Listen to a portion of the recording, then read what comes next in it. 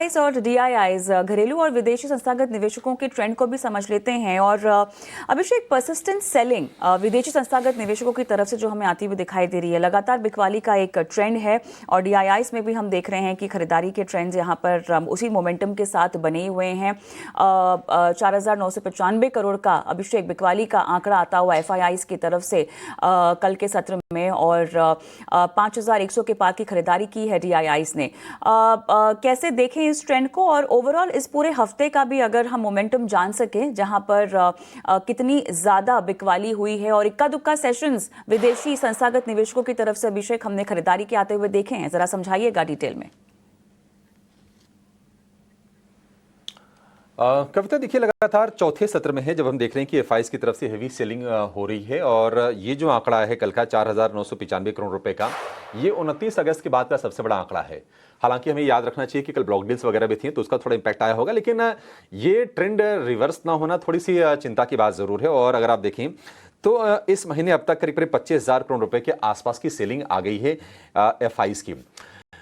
सितंबर के महीने में सिर्फ 5 सत्र में एफआईज की तरफ से बाइंग हुई है, और सिर्फ एक सत्र में 1,000 करोड़ रुपए से ज्यादा की बाइंग रही है। उस दिन भी हमने देखा था कि ब्लॉक डील का इंपैक्ट आया था, तो ये चिंता की बात जरूर है।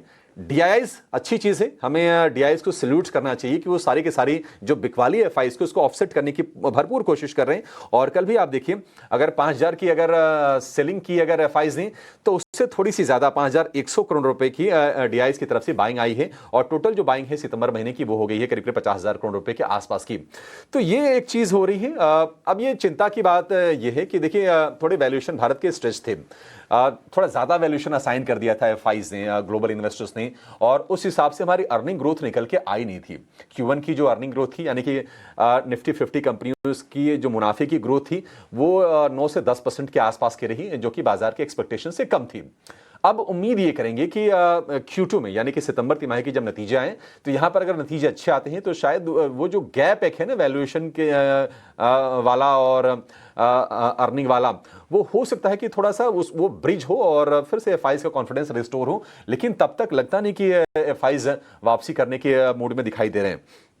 मैं ऑप्शंस के डेटा भी कविता चेक कर रहा था, और अभी भी काफी ज्यादा शॉर्ट हैं इंडेक्स फ्यूचर्स में एफआईज, करीब करीब 1.5 लाख कॉन्ट्रैक्ट्स हैं क्या ओपन इंटरेस्ट है शॉर्ट साइड पर। तो ये एक चिंता की बात जरूर है। लेकिन मैं एक आपको राहत की भी चीज बताता हूं, और वो ये है कि जो उनकी लॉन्ग होल्डिंग है इंडेक्स फ्यूचर्स में, वो धीरे धीरे करके बढ़ती हुई नजर आ रही है। आप देखेंगे 23 सितंबर को जो लॉन्ग होल्डिंग थी वो करीब करीब 14% की थी। कल हमने आंकड़े देखे 14.5% की बात कर रहे थे, वो बढ़ के हो गई है 15.5% के आसपास की। तो इसमें थोड़ी बढ़ोतरी आ तो रही है, लेकिन अभी भी ये मतलब बहुत कम है। अभी काफी ज्यादा शॉर्ट्स हैं एफआईज, 84% शॉर्ट पोजीशन है। अब डीआईज सपोर्ट कर रहे हैं, लेकिन ये कि 2 चक्के हैं, एक चक्का तेजी से घूम रहा है, एक चक्का आपका जाम है, और ये बाजार को लगातार परेशान कर रहा है। देखिए, एक एक करके बाजार ने सारे जो पॉजिटिव जो मैक्रो ट्रिगर्स हैं उसको एब्जॉर्ब कर लिया है। आपकी जीडीपी के अच्छे नंबर्स आए थे, आपकी जीएसटी कलेक्शन के नंबर अच्छे आ रहे हैं, आपके इन्फ्लेशन के नंबर अच्छे हैं, जीएसटी इतना बड़ा रिफॉर्म किया गया, जीएसटी 2.0, हमने कुछ सेक्टर्स में, कंजम्पशन वाले सेक्टर में उसका असर देखा है। लेकिन आप ये देखिए कि 24,630 जब पीएम मोदी ने अनाउंस किया था, 24,630, वहां से हम कितने ऊपर हैं? रफली 2%, 1.5% इतना ही ऊपर है। तो ये सारी चीजें एब्जॉर्व हो रही हैं, और कहीं ना कहीं ये टैरिफ वाला जो मसला है, ये भी थोड़ा ग्लोबल निवेशकों को परेशान कर रहा होगा, क्योंकि कि आगे भारतीय बाजार में क्या होगा। अब 50% डोनाल्ड ट्रंप ने टैरिफ लगाया है, बीच में ऐसा कुछ लगा कि नहीं, भारत के प्रति उनके रवैये में थोड़ी सॉफ्टनेस आ रही है।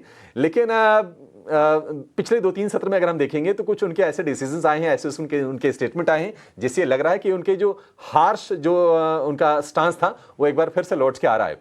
और आज फिर से ये जो मसला है टैरिफ वाला फार्मा पर, अब ये थोड़ा लिमिटेड इंपैक्ट वैसे होगा, लेकिन सेंटिमेंट देखिए थोड़े अलग तरह से काम करते हैं। आज सेंटिमेंटली आप देखेंगे शेयरों को गिरते हुए, हो सकता है कि एक भारी गिरावट के बाद थोड़ी सी लोअर लेवल से पुलबैक की कोशिश हो फार्मा शेयरों में, लेकिन इंपैक्ट तो आएगा।